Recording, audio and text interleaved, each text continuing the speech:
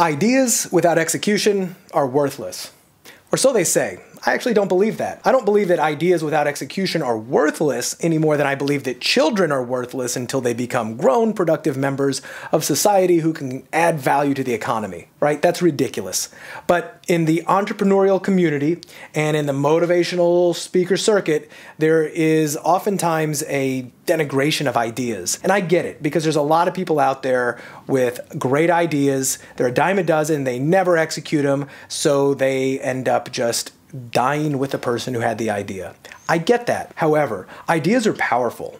Ideas spread like a living thing, and sometimes like a virus, but sometimes like a weed that you don't even need to water it. It just gets in your head. You can't get it out. And truly, ideas are what every single thing in our lives, in our business, is built from. Every entrepreneur out there started with an idea. And although, yes, they executed it, ideas by themselves are not worthless, even without execution. And I'll prove that in 1 minute. But first of all, ideas, just like children, need to be nurtured with structure, with discipline, with love, in order to grow into the fully realized businesses or visions that they could be. And it doesn't even have to be by us. In fact, if we take an idea and we really get into it and we mold it into something that is executable, that idea can be executed by somebody else. For instance, it can be licensed to somebody else. It can be sold to somebody else. And in that case, I may not have executed anything,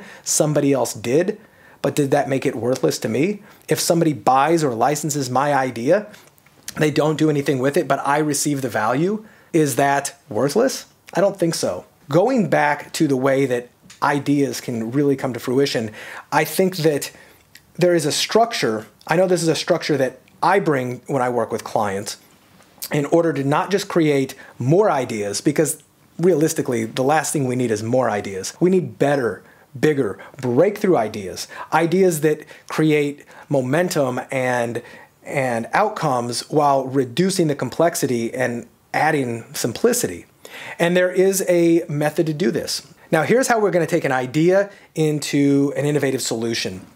So whenever one of my clients hires me to do an ideation and innovation workshop, whether it's for a big corporation or a small entrepreneur, the very first thing we do is examine what the problem we're trying to solve is. Because ideas without trying to solve a problem are a lot less effective. And a lot of people just like to start with ideas and brainstorm. But brainstorming is also a process by which, if you just throw ideas at the wall, it's not going to be nearly as effective as if you have a structured brainstorming session. The structured brainstorming session that I employ is, I refer to it as Disney dreamstorming, because it's based on a 3-part strategy that Walt Disney himself used whenever he was planning out all of the various projects, including the entire business of Disney back in the Great Depression. And it was discovered by an NLP practitioner and expert named Robert Dilts, in which he examined the way that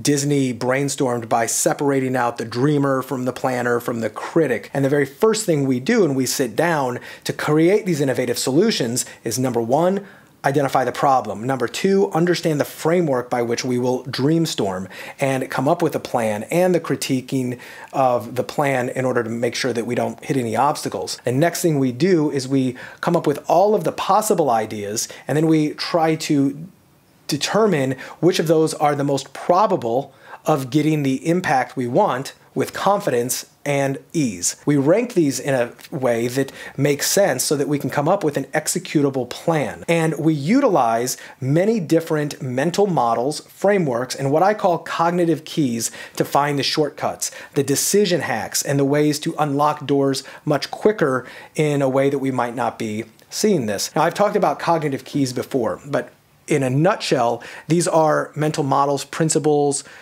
rules of thumb, decision hacks that each one of us have, fashioned from experience and wisdom. For instance, I've talked about this in the past, which is, I don't need to know everything if I can access those who do. Another one is, who else needs what I have? who else has what I need. And these are cognitive keys. They are tools that I ask, questions that create answers that we might not have seen if we weren't looking at it through this lateral lens. And personally, I always like to look for leverage. And this leverage is found by finding ways to do as little effort as possible and still get the same result, right?